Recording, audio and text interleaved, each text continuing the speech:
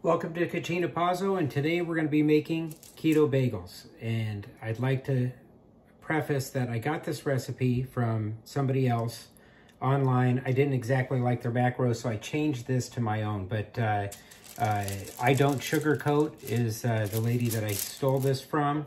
And so a lot of the ingredients are the same. I've just changed the amounts of them that go in there to make this recipe my own, to fit my own personal needs. So I would consider this not keto. I would consider this low carb, just because it's got the gluten in there. It's very easy to eat, more than recommended on there. But I'm okay eating low carb. I think low carb is more of my way of living, and I tend to use better, cleaner ingredients. Like, I'm not putting dairy in these. So there's no dairy that goes into it. I use stuff like olive oil. I'll use avocado oil in a lot of my cooking. And I just wanted to preface that. So stand by for the recipe. And I think you're really going to like this one. You'll enjoy this one. Hello and welcome to Cucina Pazzo. Today we're going to try to make some bagels. And I'm going to try to use my donut pan to make bagels. And the recipe I have is probably considered low carb versus keto. So I'm okay eating low carb. That's pretty much what I go for, is low carb. But if it turns out to be keto, that's fine too. So the fats I use are probably a little bit better fats than what you would find. This is not the fathead dough recipe. So this is something that I put together so it would fit my macros. I totally don't know if it's going to work. But I started with 1 cup of hot water.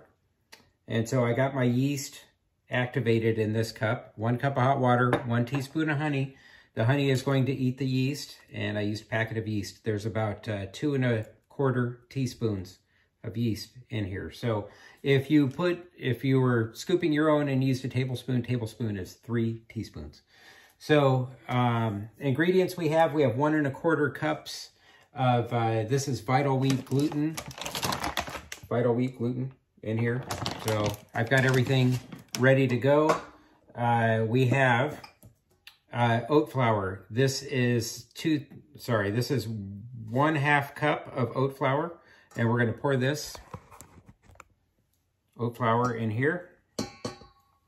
All right, we've got lupin flour. So lupin flour. So we have 1/2 cup of lupin flour, and lupin flour is high in fibers. So fiber is really good, lowers the net carbs that's in there. We have 1/2 teaspoon of xanthan gum. So we got xanthan gum. Xanthan gum's going to try to help hold this up. We're going to pour that in there. We have 2 tablespoons of monk fruit sweetener right here. So there's eggs that go in here. So the reason the monk fruit's in there is so that it won't have an eggy flavor. And if you've ever worked with some of these ingredients, you'll put them together and you're like, why does it taste terrible? So the eggs I use really good eggs. Happy Valley Egg Company. I've got them sitting here. We're going to scramble these up in a minute. But getting through the dry ingredients. So that's it for the dry ingredients. I've got my mixer sitting over here. So you got this big mixer. We're going to take our dry ingredients and we're going to whisk them like so. So just give them a quick stir. We're not building rockets, so easy, easy. So other parts that go into this, so butter.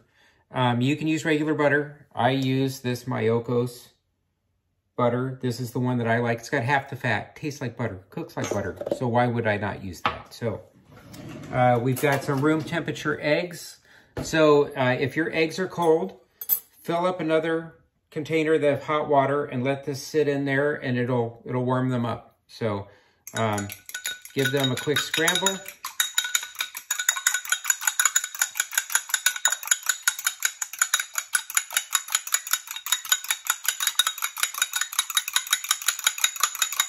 All right, and we're going to use a little bit of olive oil. So I've got California Olive Growers olive oil. So I really like this one. It's smooth. So we're going to start out in this pot. We're going to put our yeast water. Okay. So we know it's active. We know it's doing its thing. The reason you have to put honey in there is there's nothing for the yeast to eat unless you do. So that's what's feeding this recipe. That's going to help give it the structure. It's going to make it taste like bread. So the oat fiber is going to give it some flavor. The lupin flour is also kind of nutty-ish. So we're going to put our eggs in there too.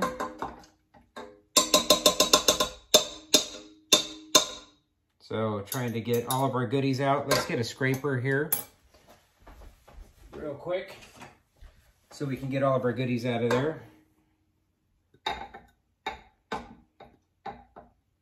Okay, got that like so. The butter, I'm not going to worry about the butter being melted. This is going to go through a mixing process. As this mixer is going, it creates friction, and friction will create heat, which eventually will help disperse this butter around, and I think it'd be better if it wasn't melted. So, but we are going to put 2 tablespoons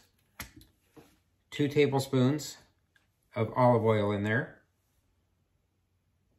So we go 1, 2. All right, that goes in the sink.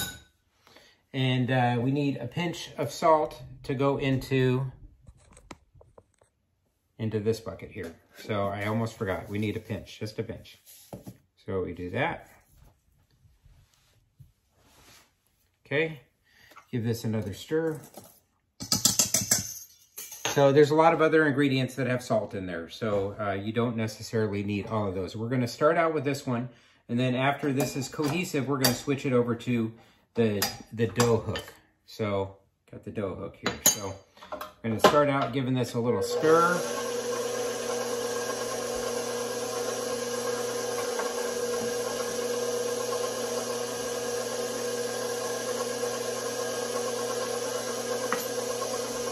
Okay.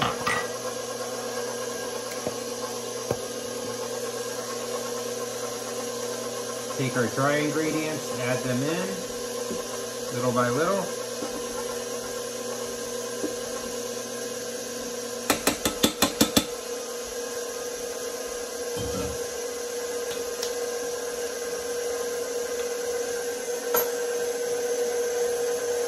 So as this is mixing together, it is getting a little bit tougher. I'll bring you over so you can see. Coming together nicely. See how the butter is stuck to the side? I need to scrape that. So turn that off.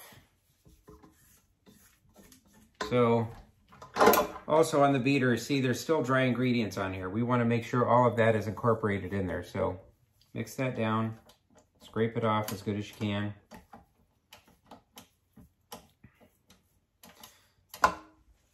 So after all these ingredients are together, I'm going to divide this into 6 balls, and we're going to let them sit and rest for about 45 minutes to an hour. So, all right, so we scrape down our sides as good as we can.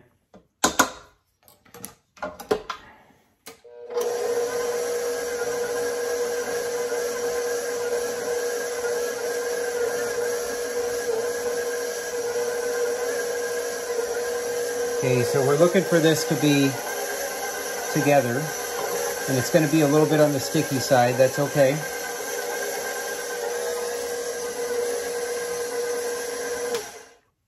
All right. I'm going to use the dough hook portion for this.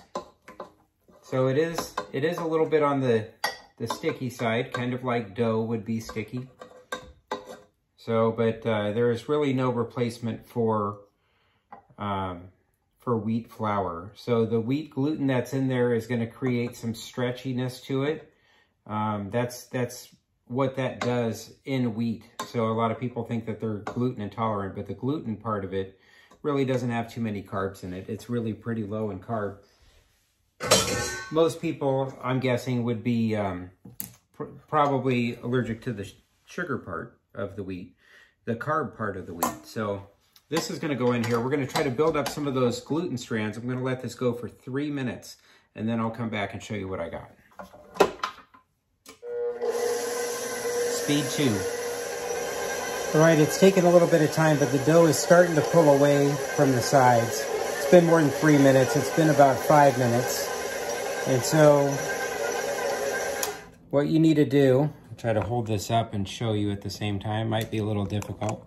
But you need to take the dough like so and like scoop it from the bottom, lift it up like so, and you need to keep doing that. Then you turn it back on, and eventually it will pick up and it will start wrapping around the dough hook, and that's what you want, is that. And so once it starts pulling from the sides, that's when you're gonna give it about 3 minutes.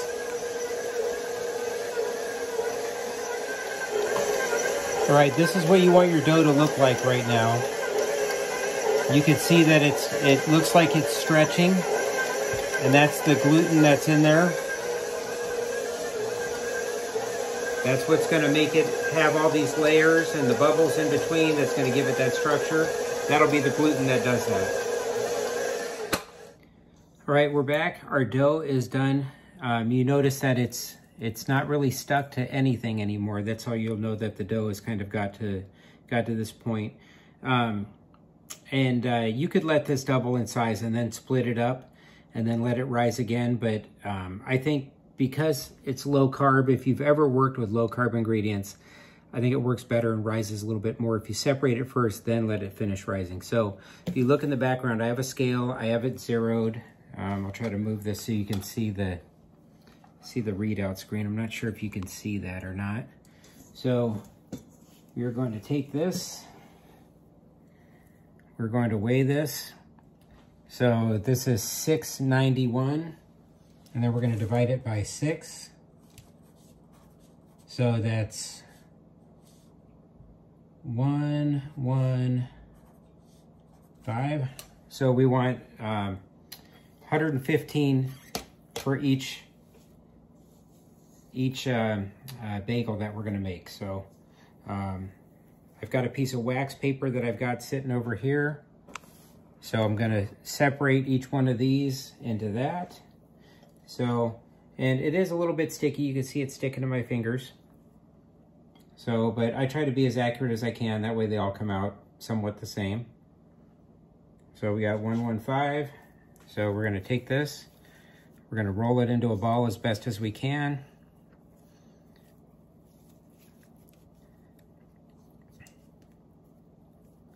Like so. Put it on our parchment, and then I'll come back and I'll show you how I form the bagels for each one. All right, we're back at Cucina Pazzo, and so I've got 6 of my bagels. They haven't been formed into bagels yet. So, and I've got my donut pan tray that's also going to serve as it's going to hold everything together and help everything grow to the way it needs to grow. So I've got a little bit of hot water here, and this is just hot tap water. So we're going to start by coating. I'm going to pour a little bit into one of these trays here, right? And we don't want our stuff to stick in there. So we're just going to brush it with olive oil. So there's probably, what, half a teaspoon in there. Okay. So brush a little bit around the top too, just in case it pops up over the sides. All right. So the dough part of this, we're going to move this over just a little bit so you can see. So I'm going to take this ball, which is, you can see it's sticking a little bit to the paper, right? So put a little water on your hands. This is also my trick for meatballs. So in order to make the perfect meatball. So put a little water around the top of this, okay? Stick your finger right in the middle. Kind of like you're making a donut, okay? Like so, okay? Stretching this little by little, and in the pan. So we're gonna let that sit. I'm gonna show you that one more time. So some water on your hands. Get the dough, lift it up. If a little bit sticks on there, that's okay. So we're gonna take some water. We don't want these to dry out. So I'm gonna cover these with plastic when I'm done. So stick your finger right in the middle I coated that with the hot water, the hot tap water, right? So give it a little stretch. Try to make that so you can see it. Put that in the holder. All right, I'll be back. All right, we're back, and I can make regular plain bagels, or I could add a little fun to them. I got some toasted sesame seeds. I have everything bagel seasoning. Got this at fancy old Walmart. So I'm gonna show you what I do. So we're gonna pan this down. I still have my hot water here. So we're gonna hit this with just a little bit more water, like so. A little bit of water on the outside will kind of give it that tough bagel-like texture. I'm not gonna boil these, although I feel like I probably could. It's my first time making this exact recipe, and it tends to be working out the way that I want it to. So the water is going to help these stick on there. Dry my hands real quick. So these have not had a chance to rise, even though they look like they're pretty tasty right now. So we're gonna do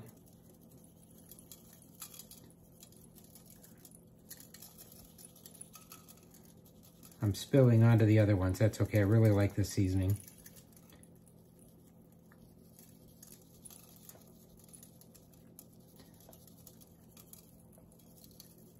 All right.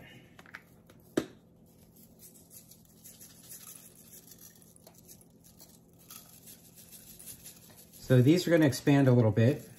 The yeast is still eating. So it takes the yeast probably about an hour, hour and a half in order to do its job. So we're gonna let it do its job. We're gonna let it grow. I'm gonna cover this with plastic, put a little towel over it. We're gonna put it in a warm spot on the oven. And I might even turn the oven on 350 degrees so the ambient heat helps the yeast keep eating and keep doing its thing.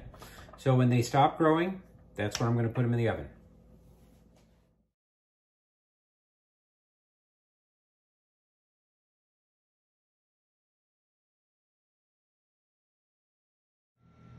All right, we're back to our bagels, and it's been about an hour.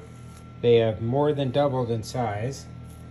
They look absolutely fantastic. They're gonna go into the oven, 350 degrees. I have a convection oven, so you're gonna be at 375 for about 20 minutes is what we're looking for. And I wanna show you that I put a pan of water in the bottom of these because I did not boil these. That is something that I saw that you can do. But these are gonna go on the middle shelf, and hopefully they will get even bigger. And we're gonna set this oven for 20 minutes.